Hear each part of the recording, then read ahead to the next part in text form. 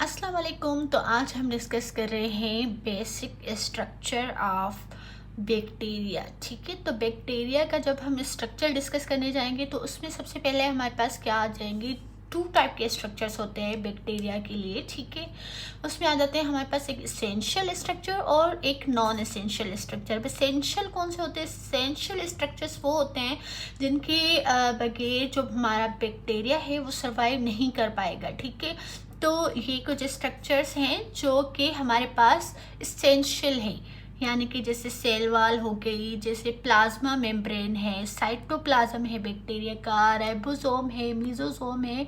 ठीक है, ये ऐसे स्ट्रक्चर हैं जिनके बगैर जो है मतलब अगर बैक्टीरिया की, जैसे फॉर एग्जांपल हम बात करें कि सेल वॉल डैमेज हो गई तो बैक्टीरिया सर्वाइव नहीं कर पाएगा क्योंकि ये इसका एसेंशियल स्ट्रक्चर है।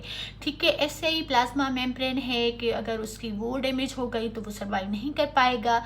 और ये ऐसे स्ट्रक्चर हैं जो हर बैक्टीरिया के पास होते हैं। ठीक है, हर बैक्टीरिया के पास ये स्ट्रक्चर होंगे। अगर किसी बैक्टीरिया के पास ये स्ट्रक्चर नहीं है या किसी में डिस्टर्ब हो गए हैं तो वो बैक्टीरिया फिर सर्वाइव नहीं कर पाएगा और वो डाई हो जाएगा। ठीक है, तो अब हम डिस्कस करते हैं इनको वन बाय वन। तो सबसे पहले जो है वो हम सेल वॉल की थोड़ी बहुत डिटेल देखते हैं क्योंकि फिर इसकी फर्दर बहुत ज़्यादा डिटेल है जो हम दूसरे लेक्चर में कवर करेंगे जो पर्टिकुलरली सेल वॉल के लिए होगा। तो सबसे पहले हम सेल वॉल जो होती है वो हमारे पास आउटर लेयर होती है बैक्टीरिया की। ठीक है, प्लाज्मा मेम्ब्रेन जो है वो इनर लेयर होगी और सेल वॉल जो है वो उसके भी आउटर होगी।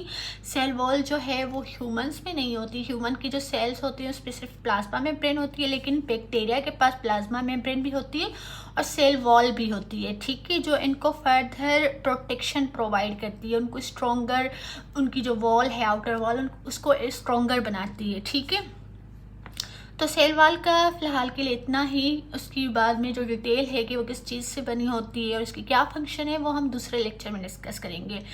और दूसरी अब मेम्ब्रेन की हम बात करें तो होती है हमारे पास प्लाज्मा मेम्ब्रेन। प्लाज्मा मेम्ब्रेन जो है वो सेल वॉल की, दिस इज सेल वॉल, तो प्लाज्मा मेम्ब्रेन इसके अंदर होगी। प्लाज्मा मेम्ब्रेन या इसको हम साइटोप्लाज्मिक मेम्ब्रेन भी कहते हैं।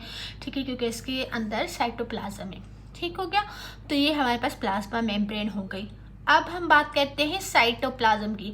अब अगर हम बैक्टीरिया के साइटोप्लाज्म को देखें as compare to the human जो है वो साइटोप्लाज्म, तो हमारे जो सेल्स के साइटोप्लाज्म है उसमें हमें क्या मिलते हैं? ऑर्गेनेल्स मिलते हैं, जैसे माइटोकॉन्ड्रिया हो गया, गोल्जी एपरेटस हो गया, रफ एंडोप्लाज्मिक रेटिकुलम हो गया या स्मूथ। ठीक है,